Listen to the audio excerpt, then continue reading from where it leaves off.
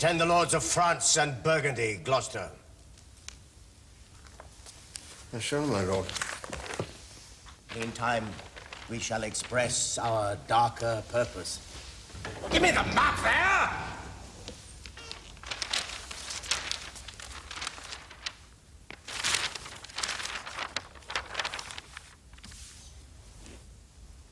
Know that we have divided in three our kingdom.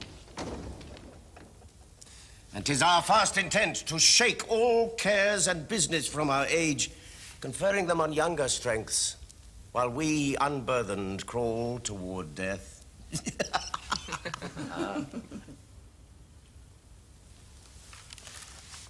Our son of Cornwall, and you, our no less loving son of Albany, we have this hour a constant will to publish our daughter's several dowers.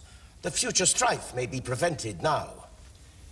The princes, France and Burgundy, great rivals in our youngest daughter's love, long in our court have made their amorous sojourn, and here are to be answered. Tell me, my daughters, since now we will divest us both of rule, interest of territory, cares of state, which of you shall we say doth love us most?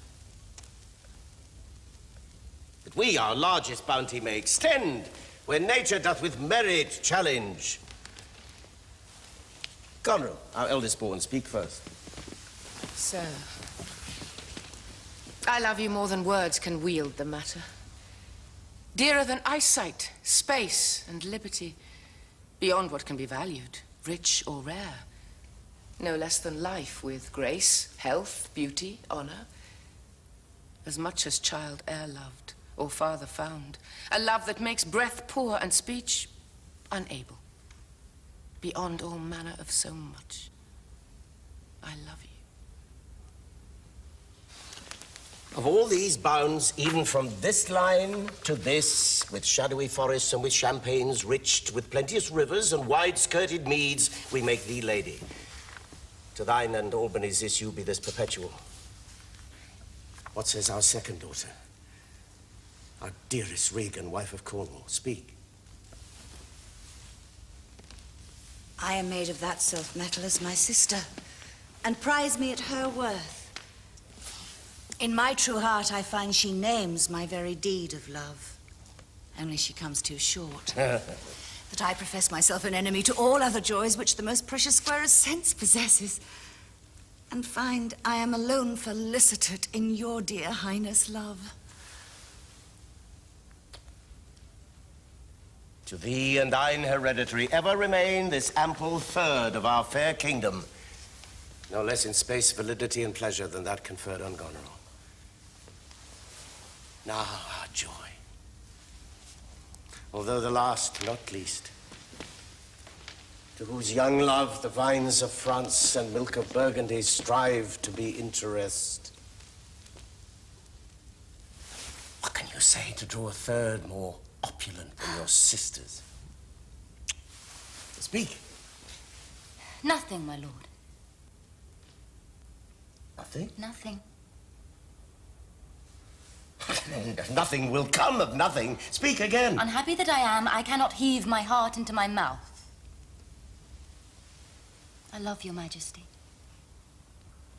According to my bond, no more, no less. How, Cordelia? Mend your speech a little, lest it may mar your fortunes. My lord, you have begot me, bred me, loved me.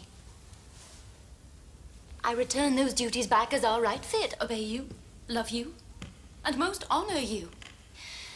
Why have my sisters husbands if they say they love you all? Haply when I shall wed, that lord whose hand must take my plight shall carry half my love with him, half my care and duty. Sure, I shall never marry like my sisters to love my father all. But goes thy heart with this? Aye, my good lord. So young and so untender. So young, my lord, and true. Let it be so! Thy truth then be thy dower. For by the sacred radiance of the sun, the mysteries of Hecate in the night, by all the operation of the orbs from whom we do exist and cease to be, here I disclaim all my paternal care, propinquity and property of blood, and as a stranger to my heart and me, hold thee from this forever! Good, my liege. Peace, Kent. Come not between the dragon and his wrath. I loved her most, and thought to set my rest on her kind nursery. Hence avoid my son. So be my grave, my peace, as here I give her father's heart from her. Call France. Upstairs! Call Burgundy. Cornwall and Albany with my 2 daughters' dowers. This third, let pride, which she calls plainness, marry her. I do invest you jointly with my power, preeminence, and all the large effects that troop with majesty. Ourself, by monthly course, with reservation of 100 knights by you to be sustained, shall our abode make with you by due turn. Only we still retain the name and all the additions to a king. The sway, revenue, execution of the rest, beloved sons, be yours, which to confirm this coronet part betwixt you. Royal Lear, whom I have ever honoured as my king, loved as my father, as my master followed, as my great patron thought on in my prayers. Oh, it's bent and drawn, met from the shaft. Let it fall, rather, though the fork invade the region of my heart. Be Kent unmannerly when Lear is mad. What wouldst thou do, old man? Think'st thou that duty shall have dread to speak when power to flattery bows? Kent, on thy life no more. My life I never held but as a pawn to wage against thine enemies, nor fear to lose it, thy safety being motive. Out of my sight.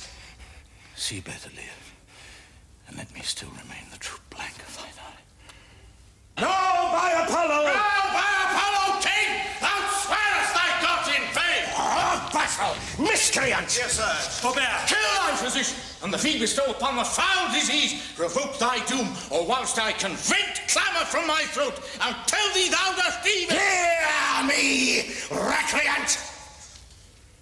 And thy allegiance, hear me!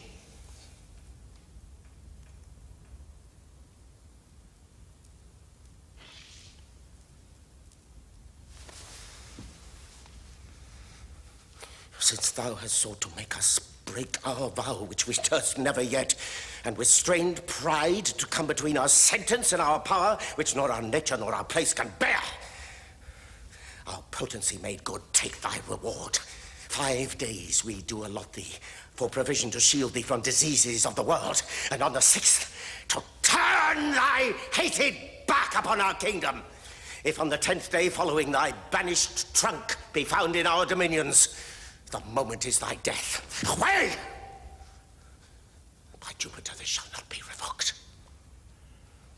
Fare thee well, King. See, thus thou wilt appear. Freedom lives hence, and banishment is here. The gods to their dear shelter take thee, maid. And justly think'st.